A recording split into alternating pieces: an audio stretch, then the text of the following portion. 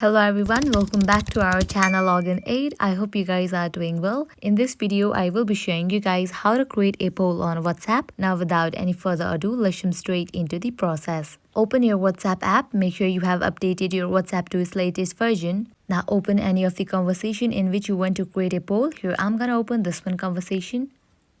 After you open the conversation, at the bottom you can find this message box. Just tap on it. And over here you can find this plus icon. Tap on it. Different options will pop up. Tap on this option of poll. Now from here you can easily create poll on your conversation. First you can type in the question. Now here you can give options to your question. You can give few of the options.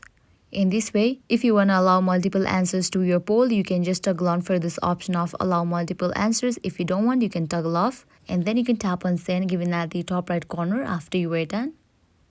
And here you can see that I just created a poll. So this is how you can easily create poll on your WhatsApp. And after the person votes, you're gonna see this fulfilling line. By applying the same process, you can create poll on other conversation in your WhatsApp. At the end, if this video was helpful to you, make sure to like, share and subscribe to our channel. Also comment down below what you guys want to see in upcoming videos. Thank you.